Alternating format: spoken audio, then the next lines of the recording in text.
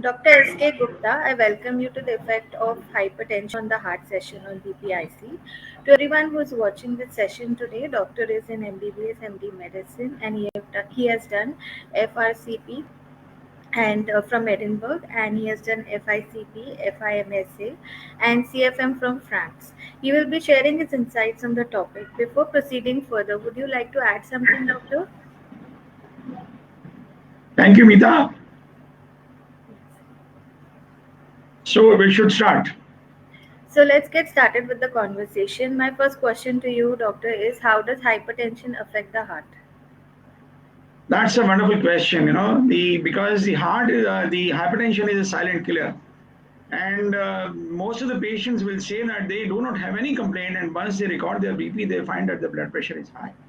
So suddenly, what happens is that the heart hypertension starts doing many changes in the body, which affect the heart, and suddenly the bomb blows up, and the patient starts having problem. That's why it is very important that we should control the blood pressure. So what are the parameters which are likely to get affected by the hypertension?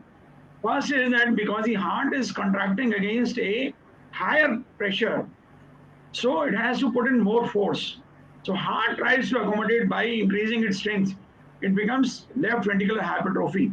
The heart starts having hypertrophy, which is a bad thing, because hypertrophy will lead to the increase in the oxygen demand of the heart.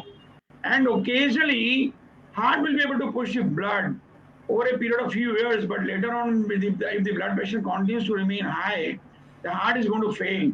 And this condition is called as a heart failure. These patients will have a dilated heart, and at this heart failure, the patient is not able to walk properly because they start feeling fatigue, because their heart is not able to pump the blood to the various vital organs of the body. So, and these patients, they get breathless on exertion. And this is a condition which is called heart failure. This condition is slightly different from heart attack. Heart attack is one condition in which the coronaries or the blood vessels which are supplying to the heart, they get blocked, and one part of the heart starts functioning, and the patient starts having chest pain. जब इस तरह के मरीजों को दिल का दर्द होने लगता है तो ये परेशान हो जाते हैं और इसको हार्ट अटैक की सिचुएशन होती है।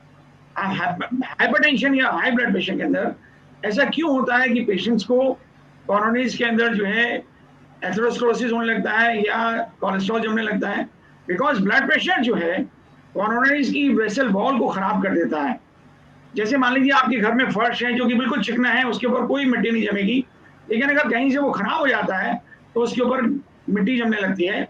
इसी प्रकार से जब ब्लड प्रेशर होता है या व्यक्ति जब स्मोकिंग करता है तो जो कोरोनरीज हैं, जो ब्लड वेसल्स हैं, उनके अंदर कोलेस्ट्रॉल जमने लगता है और उसकी वजह से एथेरोस्क्लेरोसिस हो जाता है, एथेरोमास बन जाते हैं और वो हार्ट की नसों को ब्लॉक कर देते हैं और मरीज को हार्ट अटैक की संभावनाएं बन जाती हैं। चौथी चीज जो होती है वो ये होती है कि कभी कभी हार्ट का प्रेशर बढ़ने की वजह से हार्ट के जो 4 चैम्बर्स होते हैं वो डायलेट करने लगते हैं, वो चौड़े होने लग जाते हैं, बड़े हो जाते हैं, और उनकी कॉन्ट्रैक्टिंग कैपेसिटी जो होती है वो कम हो जाती है, और उनकी जो नॉर्मल रिदम है, जिस तरह से हार्ट को अगर मान लीजिए इस तरह कॉन्ट्रैक्ट करना चाहिए तो वो बिल्कुल इस तरह से करने लगता है, तेजी से कॉन्ट्रैक्ट करने लगता है। इस तरह की कंडीशन को बोलते हैं एट्रियल फिब्रिलेशन।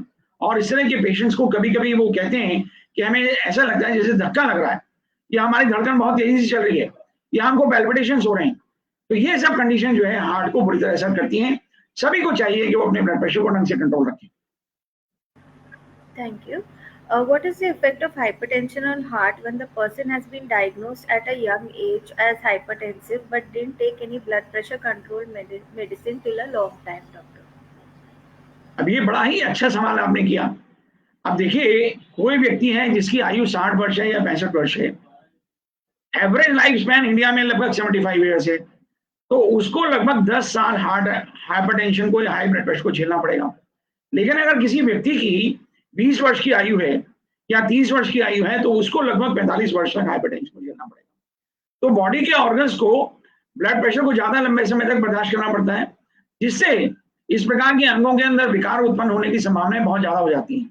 और अगर इस प्रकार के मरीज अगर ट्रीटमेंट ना ले रहे हों तो ये सब चीजें जैसे हार्ट फेलियर है, लेफ्ट वेंट्रिकल हाइपरट्रोफी है, या एट्रियल फिब्रिलेशन है, या हार्ट अटैक की संभावनाएं बहुत जल्दी हो जाती हैं और इसी का कारण है कि कई बार हम देखते हैं कि लगभग 30 वर्ष के 30 वर्ष के व्यक्तियों में भी या उससे कम आयु के लोगों में भी हार्ट अटैक होने लगता है।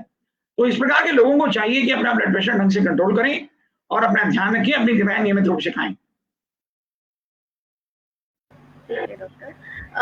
मेरा थर्ड क्वेश्चन ये है कि what diagnostic tests are commonly used to assess the impact of hypertension on the heart? Oh, that's a wonderful question. Because अगर आपको ये पता है कि आपको ब्लड प्रेशर है, तो ऐसे कौन-कौन से टेस्ट हैं? देखिए, सबसे पहले तो आप सिंपल एक ईसीजी करवा लीजिए। अपना एक एक्स-रे करा लीजिए, आपको पता चल जाएगा कि आपका हार्ट बढ़ा हुआ है कि नहीं है। ईसीजी में पता चल जाएगा कि हार्ट बढ़ा हुआ है कि नहीं है। कोरोनरी आर्टरी डिसीज का पता चल जाएगा आपको। आप होल्डर मॉनिटरिंग करा लीजिए कि आपका हार्ट जो है सही तरह से रिदमिकली कॉन्ट्रैक्ट कर रहा है कि नहीं कर रहा है। आप अपना इकोकार्डियोग्राफी करवा लीजिए।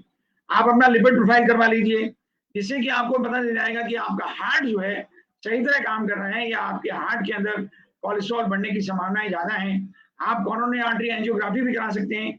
नॉर्मल एंजियोग्राफी जो होती है उसके अंदर आपको सुई लगती है, लेकिन आजकल तो हमारे पास सीटी स्कैन से भी एंजियोग्राफी होती है, उसे भी बदल जाता है, चल जाएगा कि कोरोनरीज ब्लॉक तो नहीं है।